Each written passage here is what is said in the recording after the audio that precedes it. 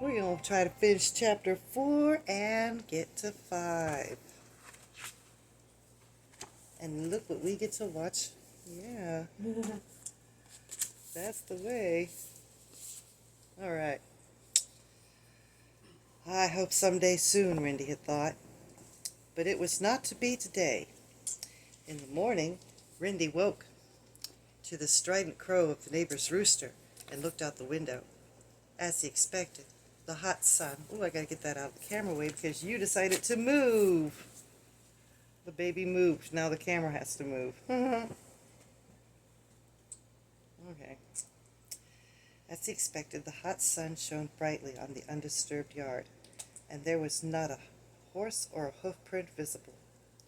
Rindy sighed and washed his face. Perhaps tomorrow a guest would come, a guest with a cart that he could crawl into. "You're late," Master Chow said, as Rindy and Peggy walked down the stairs. "We have new guests." "A new guest?" Peggy said in surprise. Rindy was also surprised. The sky's moaning had kept him awake most of the night, but he had heard no one arrive. "Did he come in the night?" "No," Master Chow said. "Arrived early this morning, alone, on foot, and paid for a room for a whole month. She said she may stay longer." Excuse me, boo. Now let's get this right.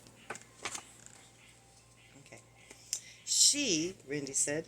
The word sputtered from him in surprise. It was unheard of for a woman to be staying alone at an inn, and much less one who came on foot and stayed for longer than a night. "Yes," Master Chow said, "and she wants her breakfast brought to her room.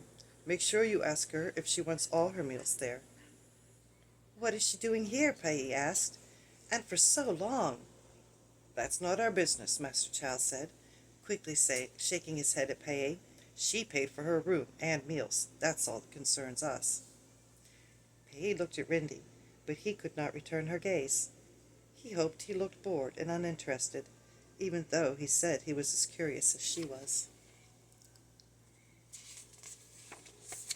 Chapter 5. "I'll help you bring up the breakfast," Pei said to Rindy. He wasn't fooled. He knew she just wanted to peek at their new mysterious guest, but he said nothing and handed her the covered cup of tea. The new female guest was standing at the window in the finest room of the inn, the same window Rindy had just flung dust out of. Her back was toward them, and she stood against the yellow sunlight. The darkness of her silhouette reminded Rindy of the moonless sky night that cried at him at night. "Your breakfast," Rindy said. Madam Chang," the woman said. Her serene voice seemed out of place in the hot room already baking in the summer sun.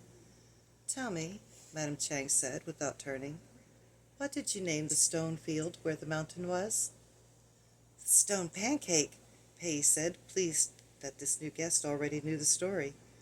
"It was my ancestor who moved the mountain." "Really?" Madam Chang said, as she turned and looked at them. Rindy and Pei gaped.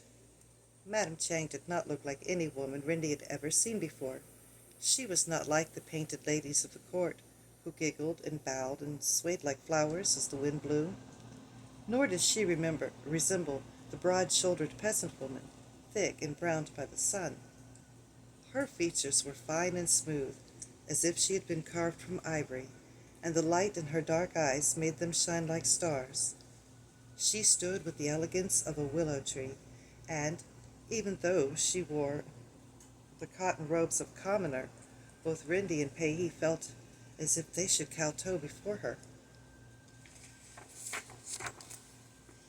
Pei's eyes were large as leeches? Leeches? I've never heard of that before. And it took a moment before Rindy realized that they were both staring. "Master Chow would like to know if you want all your meals brought to you in your room," Rindy said. "It's cooler than the dining room," Pei said, with an attempt at a grown-up air. "But it's hot everywhere these days." "Yes, it is," Madam Chang agreed with a smile. "But at least it's not as hot as when there were 6 suns in the sky." "6 suns?" Pei asked. You don't know the story? Madame Chang asked, looking from Pei to Rindy. Both shook their heads. The story of the 5 sons. Oh, 6 sons, sorry. Long ago, so long, that only the sky, mountains, and water can truly remember, 6 sons appeared in the sky. These 6 sons caused great suffering and devastation to the earth. Rain boiled away before ever touching the ground. The trees and plants withered, leaving behind only the scorched earth, burned and brown. All the villages were forced to live like worms, crowding into an ancient dark hole in one of the hills. As they began to starve, so they began to despair. But then a rumor began to murmur at night, perhaps sent by the spirit of the mountain above. The one marked with power can save you, it whispered. The one who bears the mark of power can save you. The people looked at one another in confusion until the man stepped forward. His name was Wang Yi, and he was the strongest, bravest, and quickest of all men. He had already done many great deeds. They said he tamed the flooding water serpent with just the fierceness of his eyes, and he had killed the single-toothed earth giant with his mighty strength. But more than that, Wang Yi had an unusual scar on his forehead. It looked like the character Wang, a symbol of power. It must be Wang Yi, whom the spirit of the mountain meant, the people said. The scar is the mark of power. But when Wang Yi stepped on the scorched earth and gazed at the 6 sons, he knew his strength and fierceness would not help. He had to stand in the shade of the mountain, for the ground lit by the sun burnt his feet. Everything on earth was suffering. Even the giant tree next to the mountain seemed to be withering. Hey, you don't look comfortable. There you go, kiddo. Mwah.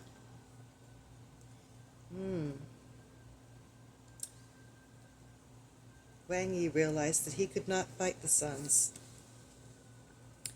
His only hope was to shoot them down from the sky. So he shot his arrows at the sons, pulling his mighty crescent bow so that it made the shape of a full moon. But no matter how powerfully he pulled, the arrows could not reach. Over and over he shot until the shade of the mountain disappeared as the suns moved overhead.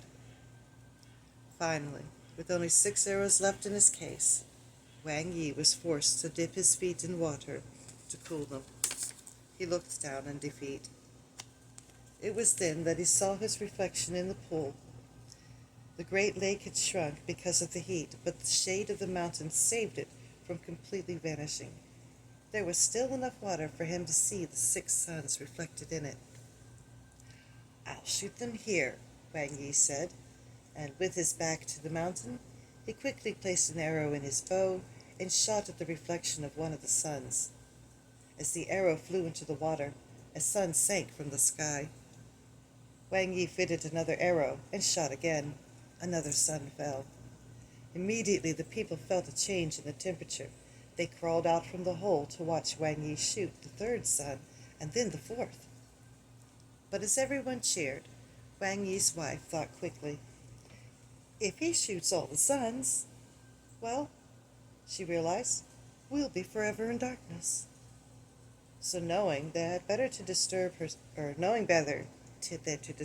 husband's concentration, she crept behind Wang Yi as he prepared his arrow for the 5th son.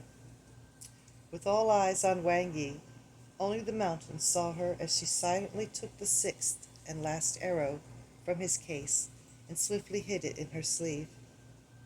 As a result, after shooting the 5th son, Wang Yi found his case empty and laid down his bow. That is why there is now only one son.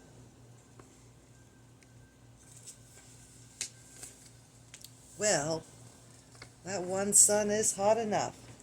The guest room had grown even hotter during the story, and a drop of sweat rolled down his forehead like a falling grain of rice.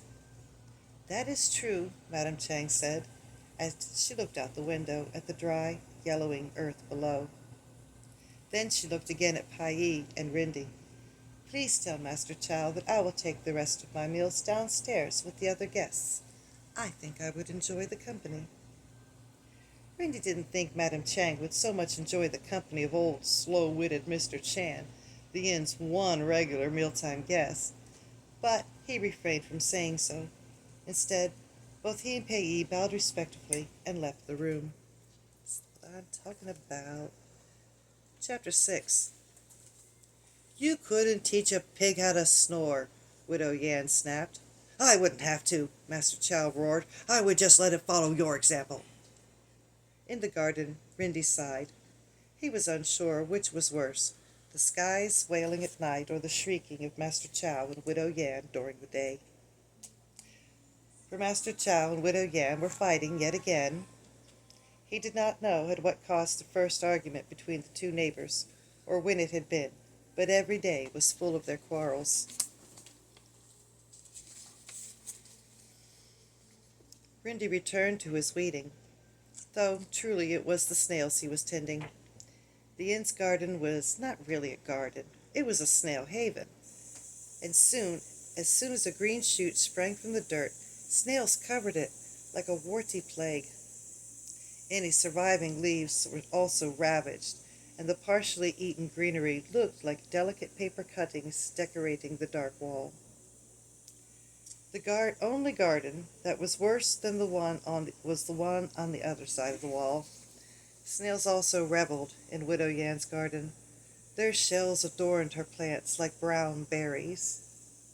The only things more plentiful than Master Chow's and Widow Yan's snails were their insults to each other. A door slammed. Rindy saw Meilan, Widow Yan's daughter, come out of the house next door, dropping like a magpie with a broken wing. That meant Pei was sure to come out and try to sneak a visit. Rindy knew Pei had formed a secret friendship with the older girl, admiring her like the mother and sisters she didn't have. Meilan was pretty and gentle, with long hair tied up smoothly in a woven clasp, and her skin was like a fresh peach.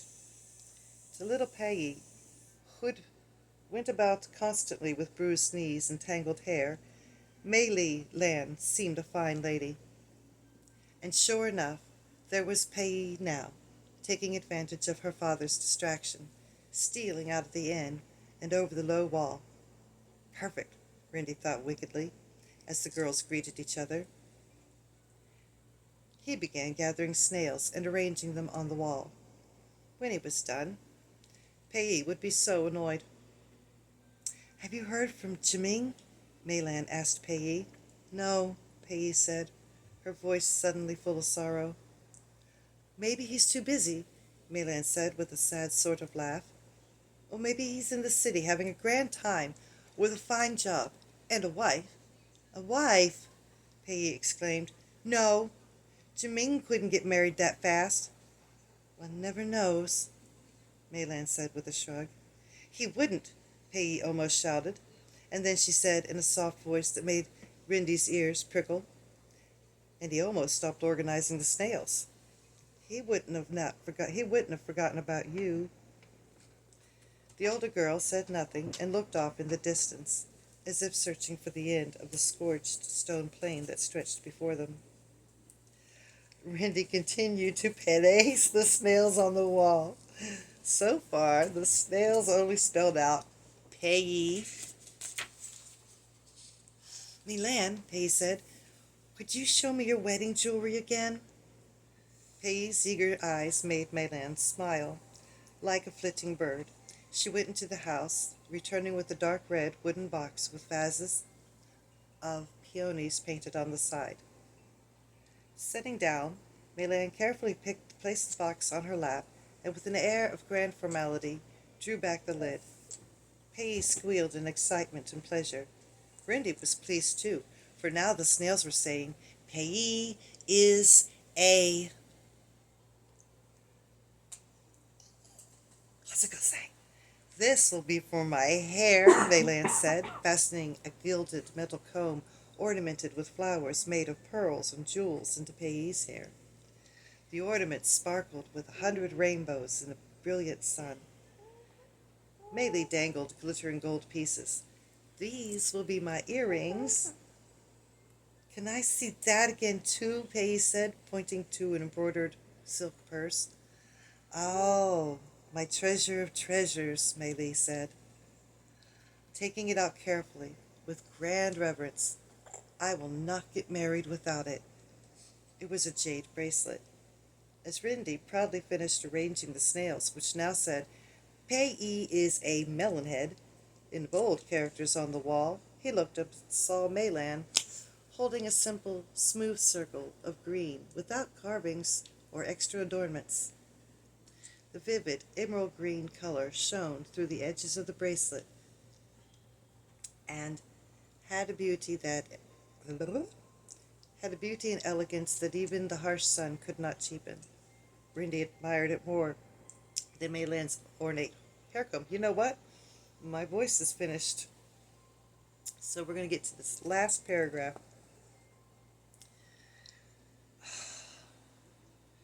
Rindy admired it more than Maylan's ornate hair comb. Now, tell me the story too, Payee begged. What story? Rindy thought. How could there be any story about a bracelet? Oh, it's not much of a story, Maylan said. I don't know why you like to hear it so often. I just do, Payee said. Please. Maylan laughed, and Rindy, in spite of himself, listened. And stopping point. And my voice is cracked.